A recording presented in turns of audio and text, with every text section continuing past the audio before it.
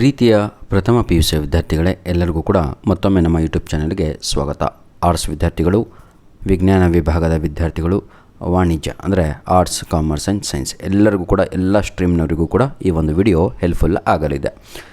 ವಿಷಯ ಕನ್ನಡ ಆಗಿರುತ್ತೆ. ಯಾರೆಲ್ಲ ಕನ್ನಡ ತೆಗೆದುಕೊಂಡಿದ್ದೀರೋ ನಮ್ಮ PUCನಲ್ಲಿ ಅಂಥ ವಿದ್ಯಾರ್ಥಿಗಳಿಗೆ ಬಹಳ helpful sir.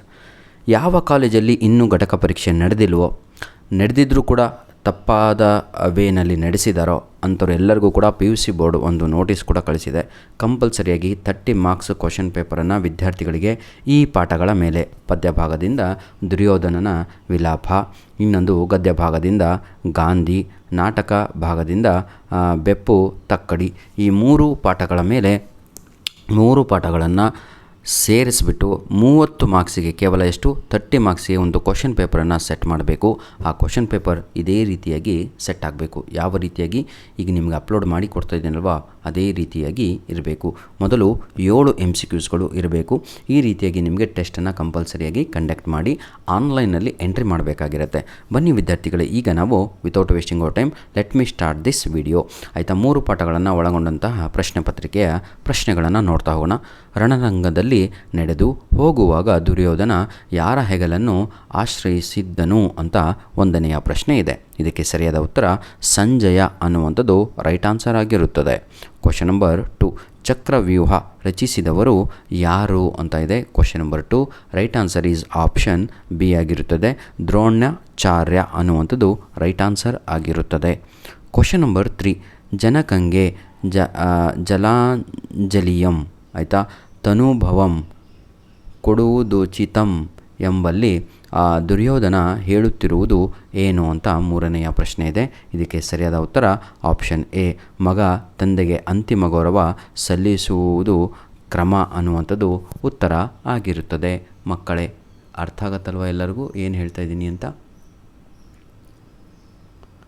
Question number 4, Gandhi ಮತ್ತು ನಿಂಗಮ್ಮ ಹೊತ್ತು ಮೂಡುವುದಕ್ಕೆ ಮುಂಚೆ ಬಂದು ಕಾಯುತ್ತಿದ್ದದ್ದು ಏನು ಅಂತ 4ನೆಯ ಪ್ರಶ್ನೆ. ಇದಕ್ಕೆ ಸರಿಯಾದ ಉತ್ತರ ಬಂದು ಆಸ್ಪತ್ರೆಯಲ್ಲಿ ಅವರು ಕಾಯುತ್ತಿರ್ತಾರೆ. ಆಯಿತಾ, ಗಾಂಧಿ ಮತ್ತು ನಿಂಗಮ್ಮ. ಕ್ಲಿಯರ್? ಹೊತ್ತು ಮುಳುಗುವುದಕ್ಕಿಂತ ಮುಂಚೆ ಅಂದರೆ ಸೂರ್ಯಾಸ್ತ ಆಗೋಕ್ಕಿಂತ ಮುಂಚೆ ಅಂತ. ಕ್ವಶನ್ ನಂಬರ್ 5, ವೈದ್ಯಾಧಿಕಾರಿ ಜ್ಞಾಪಕಕ್ಕೆ ಬಂದದ್ದು ಏನು ಅಂತ, ನೆನಪಿಗೆ ಬಂದದ್ದು ಏನು ಅಂತ. ಕ್ವಶನ್ ನಂಬರ್ 5 ನನ್ನ ಪ್ರೀತಿಯ ವಿದ್ಯಾರ್ಥಿಗಳೇ, ಆನ್ಸರ್ ನೀವೇ ಹೇಳಿದರೆ ಬಹಳ ಸಂತೋಷ ಆಗೋದು. ಆದರೂ ಕೂಡ ನಾನೇ ಉತ್ತರವನ್ನು ಕೊಡ್ತೇನೆ, ಯಾಕಂದರೆ ಎಕ್ಸಾಮ್ ಟೈಮು. ಕ್ವಶನ್ ನಂಬರ್ 5ಕ್ಕೆ ಸರಿಯಾದ ಉತ್ತರ ಆಪ್ಷನ್ ಡಿ ಆಗಿರುತ್ತೆ. ತನ್ನ ಮುಂದೆ ನಿಂತಿರುವ ವ್ಯಕ್ತಿಗಳು ತನ್ನಂತೆಯೇ ಮನುಷ್ಯ ವರ್ಗಕ್ಕೆ ಸೇರಿದವರು ಎಂಬುದೇ ಉತ್ತರ ಇಲ್ಲಿ ಆಗಿರುತ್ತದೆ. ಅರ್ಥ ಆಯ್ತು ರೀ ಎಲ್ಲರಿಗೂ ಕೂಡ? Very good. Next question number 6, ಬೋಳೆಶಂಕರನ ಊರು ಯಾವುದು ಅಂತ ಇದೆ. ಬೋಳೆಶಂಕರನ ಊರು ಯಾವುದು ಹೇಳಿ ನೋಡೋಣ. ಕ್ವಶನ್ ನಂಬರ್ 6ಕ್ಕೆ ಸರಿಯಾದ ಉತ್ತರ ಬಂದು ನಾನೇ ನಿಮಗೆ ಹೇಳಲ್ಲ, ನೀವೇ ನನಗೆ ಕಳಿಸ್ಬೇಕು. ಆಪ್ಷನ್ ಎ ಹಾಗೂ ಸಿ, ಕೈಲಾಸಪುರ ತಪ್ಪು, ದೇವಪುರ ತಪ್ಪು ಆದ ಉತ್ತರ ಆಗಿರುತ್ತೆ. ಹಾಗಿದ್ದರೆ ಬಿ ಅಥವಾ ಡಿನಲ್ಲಿಯೇ ಸರಿಯಾದ ಉತ್ತರ ಕಮೆಂಟ್ ಮಾಡಿ ನನಗೆ. ಧನ್ಯವಾದಗಳು. ಇಷ್ಟಾದರೂ ಮಾಡ್ರಪ್ಪ, ಭಾಳ ಖುಷಿಯಾಗುತ್ತೆ. ಕ್ವಶನ್ ನಂಬರ್ 7, ಬೋಳೆಶಂಕರನ ಅಣ್ಣ ಅತ್ತಿಗೆಯರಿಗೆ ಉಂಟಾದ ಆಸೆ ಇದು ಯಾವುದಾಗಿರುತ್ತೆ. 7ನೆಯ ಪ್ರಶ್ನೆಗೆ ಸರಿಯಾದ ಉತ್ತರ ಬೆಟ್ಟದ ನೆತ್ತಿಯಿಂದ ನೆಗೆಯುವುದು ಅನ್ನುವಂಥದ್ದು ಸರಿಯಾದ ಉತ್ತರ ಆಗಿರುತ್ತದೆ. ಕ್ವಶನ್ ನಂಬರ್ 8, ಇದು ಇಲ್ಲಿಂದ ನಿಮಗೀಗ fill in the blanks start ಆಗುತ್ತೆ. ಹಾಗಿದ್ದರೆ ವೈದ್ಯಾಧಿಕಾರಿ ಇಲ್ಲಿಯವರೆಗೆ ಈ ರೀತಿಯ ಡ್ಯಾಶ್ ನ್ಯಾಯವನ್ನು ಕಂಡಿರಲಿಲ್ಲ.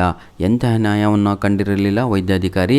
ಕಾಕತಾಳ ಅನ್ನುವಂಥದ್ದು ಸರಿಯಾದ ಉತ್ತರ ಆಗಿರುತ್ತದೆ. ಲಾಸ್ಟ್ ಆಪ್ಷನ್ ಇದೆ ಅಲ್ವಾ, ಅದು ಆನ್ಸರು. ಕ್ವಶನ್ ನಂಬರ್ 9, ಮೊಮ್ಮಗನ ಅಗಲವಾದ ಕಿವಿಗಳ ಕಂಡು ಕರಿಸಿದ್ದೇಗೌಡ ಡ್ಯಾಶ್ ಮನೆಗೆ ಹೋದನು ಅಂತ ಪ್ರಶ್ನೆ ಇದೆ. ಯಾರ ಮನೆಗೆ ಹೋಗುತ್ತಾನೆ? ಜೋಯಿಸರ ಮನೆಗೆ ಹೋಗುತ್ತಾನೆ ಅಂದರೆ ಬಂಗಾರದ ಹೇಳ್ತೀವಲ್ಲ ಅವರ ಮನೆಗೆ ಹೋದನು ಅಂತ. ಕ್ವಶನ್ ನಂಬರ್ 10 ಕಣ್ರಿ, ಹಲಸಿನ ಮರ ಮಾರಿದ್ದರಿಂದ ಕರಿಸಿದ್ದೇಗೌಡನಿಗೆ ಸಿಕ್ಕ ಹಣ ಡ್ಯಾಶ್ ಅಂತ ಇದೆ. 10ನೆಯ ಪ್ರಶ್ನೆಗೆ ಸರಿಯಾದ ಉತ್ತರ 250, 250 ಅಂತ ಆನ್ಸರು, 250 ರೂಪಾಯಿಗಳು ಅಂತ. ಬನ್ನಿ ವಿದ್ಯಾರ್ಥಿಗಳೇ, ಈಗ ನಾವು ಪಾರ್ಟ್ ಎ ಕಂಪ್ಲೀಟಾಗಿ ಮುಗಿಸಿದ್ವಿ. ಪಾರ್ಟ್ ಎನಲ್ಲಿ ನಮಗೆಲ್ಲರಿಗೂ ಕೂಡ ಏನು ಸಿಕ್ತು ಅಂದರೆ, ಫಸ್ಟ್ ಅದು ನೆನ್ಪಿಟ್ಕೋಬೇಕು. ಪಾರ್ಟ್ ಎನಲ್ಲಿ ನಮಗೇನು ಸಿಕ್ತು, ಬರೀ 1 ಅಂಕದ ಪ್ರಶ್ನೆಗಳು, MCQs ಆಗಿರ್ಬೋದು, ಫಿಲ್ ಇನ್ ದ ಬ್ಲ್ಯಾಂಕ್ಸ್ ಆಗಿರ್ಬೋದು. ಟೋಟಲ್ 10 ಮಾರ್ಕ್ಸ್ ಆಯಿತು. ಆ್ಯನ್ಯುವಲ್ ಎಕ್ಸಾಮಲ್ಲಿ ಈ ಭಾಗ ನಿಮಗೆ 20 ಮಾರ್ಕ್ಸಿಗಿರುತ್ತೆ. ಬನ್ನಿ, ಆ ಭಾಗದಲ್ಲಿ ಯಾವುದಾದ್ರೂ 2 ಪ್ರಶ್ನೆಗಳಿಗೆ 2-3 ವಾಕ್ಯಗಳಲ್ಲಿ ಉತ್ತರಿಸಿ ಅಂತ ಇದೆ. ಈಚ್ ಕ್ವಶನ್ ಕ್ಯಾರೀಸ್ ಎಷ್ಟು ಹೇಳಿ ನೋಡೋಣ. 2 ಅಂಕಗಳು. ದುರ್ಯೋಧನ ತನ್ನ ಮಗನ ಶವ ಕಂಡು ಹೇಗೆ ವ್ಯಥೆ ಪಡುತ್ತಾನೆ? ದುರ್ಯೋಧನ ಕರ್ಣನ ದಾನಗುಣವನ್ನು ಹೇಗೆ ಕೊಂಡಾಡಿದ್ದಾನೆ ಪಾಠದಲ್ಲಿ. ಆಯಿತಾ, ಯಾವುದಾದ್ರು 2 ಪ್ರಶ್ನೆಗಳಿಗೆ ಹೀಗೆ ನಾವು ನೋಡ್ತಾ ಹೋದರೆ ಭಾಳ ಇದೆ. ವೈದ್ಯಾಧಿಕಾರಿ ಹುಡುಗನನ್ನು ನೋಡಿ ಏನಂದು ಕುಚೇಷ್ಟೆ ಮಾಡಿದ? ಗಾಂಧಿ ಎಂಬ ಹುಡುಗನ ಕೊನೆಯ ಆಸೆ ಯಾವುದು ಅಂತ ಇದೆ. ಬೆಟ್ಟದ ಮೇಲಿನ ದೇವತೆಯು ಬೋಳೆಶಂಕರನ ಅಣ್ಣ ಅತ್ತಿಗೆಗೆ ಹೇಗೆ ಕಾಣಿಸುತ್ತದೆ? ಆಯಿತಾ, ಇವೆಲ್ಲ ಬರೀರಿ. ನಾನೀಗ ಗ್ರಾಮರ್ ಭಾಗಕ್ಕೆ ಕಾಲಿಡ್ತಾ ಇದ್ದೇನೆ. ತಾವುಗಳು ಕೂಡ ಗ್ರಾಮರ್ ಭಾಗವನ್ನು ಕಲಿಬೇಕು. ಯಾಕಂದರೆ ಕಂಪಲ್ಸರಿಯಾಗಿ ನಿಮಗೆ ಗ್ರಾಮರ್ ಭಾಗ ನಿಮ್ಮ ಆನ್ಯುವಲ್ ಎಕ್ಸಾಮ್ಗೂ ಕೂಡ ಇವೇ ಪ್ರಶ್ನೆಗಳು ಬರುತ್ತವೆ. ಇದೇ ಮೇನ್ ಹೆಡ್ಡಿಂಗು. ಬನ್ನಿ ಈಗ ಕೊನೆಯ ಭಾಗವನ್ನು ನೋಡೋಣ. ಭಾಷಾಭ್ಯಾಸ ಅಂದ್ರೇ ಗ್ರಾಮರ್ ಭಾಗ ಅಂತ. 2 ಪದಗಳಿಗೆ ಸಮಾನಾರ್ಥಕಗಳನ್ನು ಬರೆಯಿರಿ ಅಂತ ಇದೆ. ಈಗ 2 ಪದಗಳಿಗೆ ಸಮಾನಾರ್ಥಕಗಳು ಬರೆಯಿರಿ ಅಂತ ಇದೆ. ಇದಕ್ಕೆ ಅಗ್ನಿ ಅಂತ ಇದೆ. ಅಗ್ನಿ ಅಂದರೆ ಏನು? ಬೆಂಕಿ ಅಂತ ಅರ್ಥ. ಅಗ್ನಿ ಅಂದ್ರೇನು? ಬೆಂಕಿ ಅಂತ ಅರ್ಥ. ನೆಕ್ಸ್ಟ್, ಅಗ್ನಿ ಅಂದರೆ ಇನ್ನೊಂದು ಮೀನಿಂಗ್ ಏನು? ಜ್ವಾಲೆ ಅನ್ನುವಂಥದ್ದು ರೈಟ್ ಆನ್ಸರ್ ಆಗಿರುತ್ತದೆ. Clear my dear children? Very good. ಬನ್ನಿ ಈಗ ಇನ್ನೊಂದು ನೋಡೋಣ. 2 ಪದಗಳ ತದ್ಭವ ರೂಪ ಬರೆಯಿರಿ. ಕಡಲು ಅಂತ ಇದೆ. ಕಡಲು ಅಂದರೆ ಸಮುದ್ರ ಅಂತ. ಕ್ಲಿಯರ್. ಇನ್ನೊಂದು ಶರದಿ ಅಂತ ನೆನ್ಪಿಟ್ಕೊಳ್ಳಿ. ನೆಕ್ಸ್ಟ್, ಗಜ ಅಂತ ಇದೆ. ಗಜ ಅಂದರೆ ಕರಿ ಅಂತ. ಆಯಿತಾ. ನೆಕ್ಸ್ಟು ಹೇಳಿ ನೋಡೋಣ. ಆನೆ ಅಂತ. ಆನೆ, ಎಲಿಫೆಂಟ್ ಅಂತ. ಆಯಿತಾ, ಗಜ ಅಂದರೆ. ಕ್ವಶನ್ ನಂಬರ್ 23 ಕಣ್ರಿ. 2 ಪದಗಳ ತದ್ಭವ ರೂಪ ಬರೆಯಿರಿ ಅಂತ. ಆಕಾಶ ಅಂತ ಇದೆ. ದೊಡ್ಡ ಸಣ್ಣ ಕಾ ಇದೆ ಇಲ್ಲಿ. ತಾವುಗಳು ಏನು ಮಾಡಬೇಕಾಗಿಲ್ಲ. ಗಣಪತಿ ಗಾ ಬರಿಬೇಕು. ಆಗಸ ಅಂತ ಅಷ್ಟೇ. ನೆಕ್ಸ್ಟ್, ತ್ಯಾಗ ಅಂತ ಇದೆ. ತ್ಯಾಗಗೆ ಜಗ ಅಂತ ಬರಿಬೇಕು. ನೆಕ್ಸ್ಟ್, ಮುಖ ಅಂತ ಇದೆ. ಇಲ್ಲಿ ಘಾ, ದೊಡ್ಡ ಘಾ ತೆಗೆದು ಗಣಪತಿ ಗಾ ಹಾಕಿದರೆ ಮುಗೀತು. ಘ ಅಂತ ಅಷ್ಟೇ. ಯಾವುದಾದ್ರೂ 2 ಅನ್ಯದೇಶಿ ಪದಗಳನ್ನು ಬರೆಯಿರಿ ಅಂತ ಇದೆ. ನೀವು ಪೆನ್ನು ಅಂತ ಬರೀರಿ. ಪೇ ಬರೆದು ನೂ ಬರೆದು ನಾವು ಒತ್ತು ಕೊಡಿ.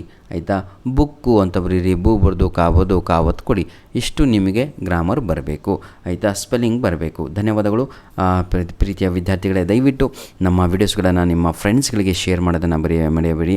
ಹೆಲ್ಪಿಂಗ್ ನೇಚರ್ ಯಾರಿಗಿರುತ್ತೋ ದೇವರು ಅದಕ್ಕೆ ಒಂದು ಮಾತನ್ನು ಹೇಳ್ತಾನೆ, ನೀವು ಕಷ್ಟದಲ್ಲಿ ಇರುವವರಿಗೆ ಹೆಲ್ಪ್ ಮಾಡಿ, ನಾನು ನಿಮಗೆ ಸಹಾಯವನ್ನು ಮಾಡುತ್ತೇನೆ ಅಂತ.